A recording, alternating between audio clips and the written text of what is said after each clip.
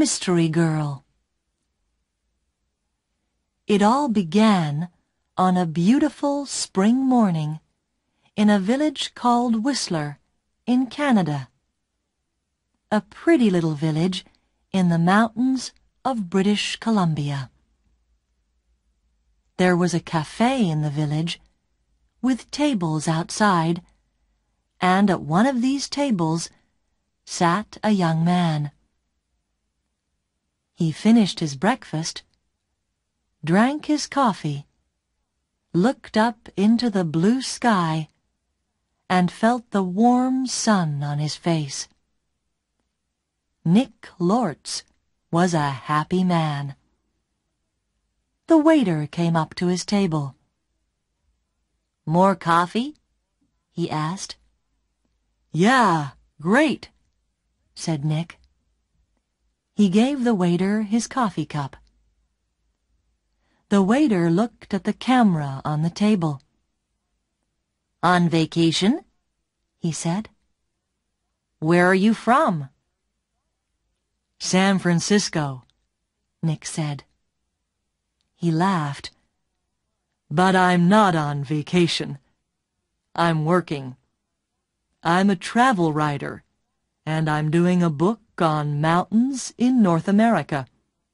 I've got some great pictures of your mountain." The two men looked up at Whistler Mountain behind the village. It looked very beautiful in the morning sun. "Do you travel a lot, then?" asked the waiter. "All the time," Nick said. "I write books, and I write for travel magazines. I write about everything. Different countries, towns, villages, rivers, mountains, people." The waiter looked over Nick's head. "There's a girl across the street," he said.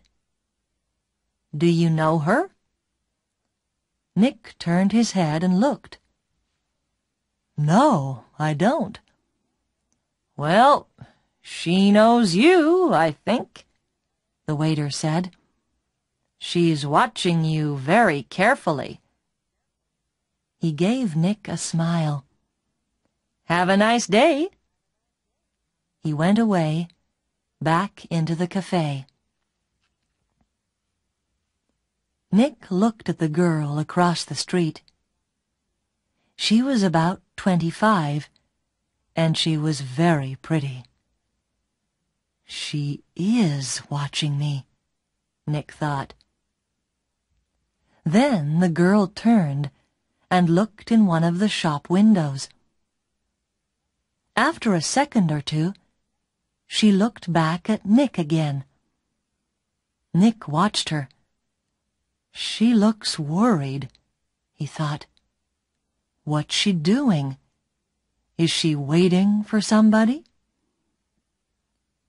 Suddenly, the girl smiled. Then she walked across the street, came up to Nick's table, and sat down. She put her bag down on the table. The bag was half open. "Hi, I'm Jan," she said. "Do you remember me? We met at a party in Toronto." "Hi, Jan," said Nick. He smiled. "I'm Nick, but we didn't meet at a party in Toronto.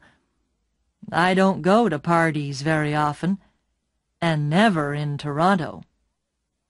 "Oh," the girl said, but she didn't get up or move away. "Have some coffee," said Nick. The story about the party in Toronto wasn't true, but it was a beautiful morning, and she was a pretty girl. Maybe it was a party in Montreal or New York. The girl laughed. "Okay, maybe it was. And yes, I'd love some coffee."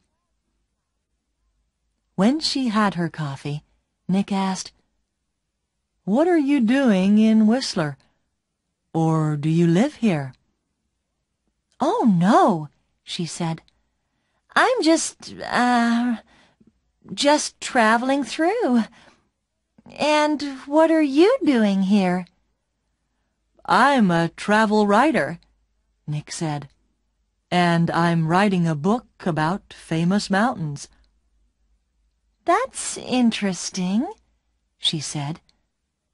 But her face was worried, not interested, and she looked across the road again. A man with very short white hair walked across the road. He was about 60 years old, and he was tall and thin. The girl watched him.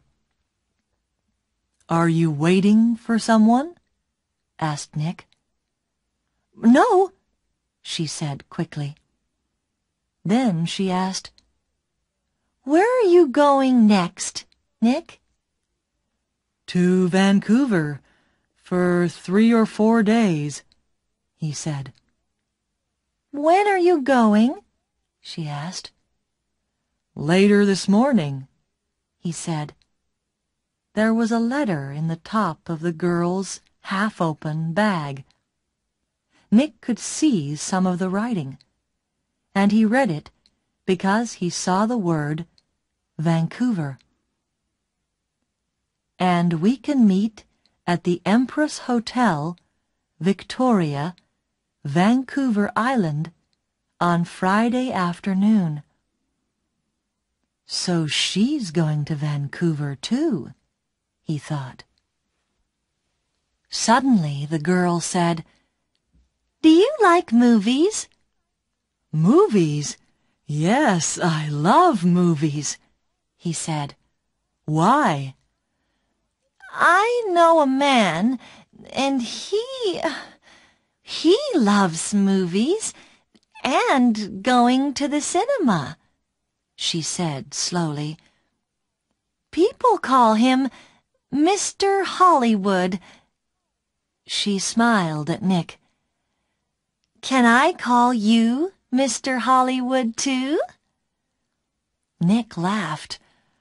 "Okay," he said. "And what can I call you?" She smiled again.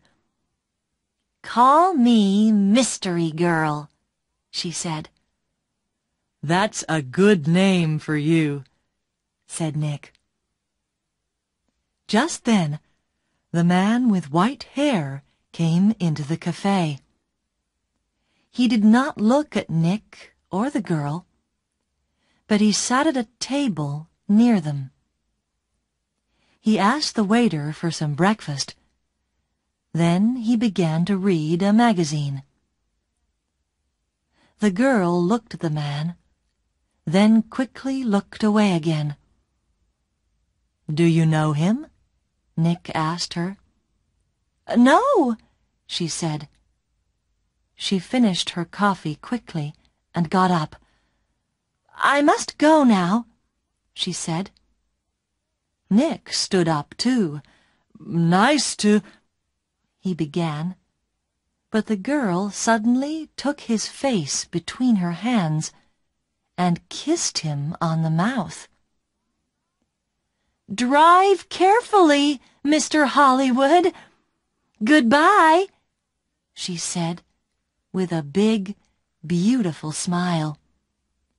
Then she turned and walked quickly away. Nick sat down again and watched her. She walked down the road and into a big hotel. Now what, thought Nick, was that all about? The man with white hair watched Nick and waited. After 4 or 5 minutes, Nick finished his coffee, took his books and his camera, and left the cafe. His car was just outside the girl's hotel. and he walked slowly along the street to it. The man with white hair waited a second, then quickly followed Nick.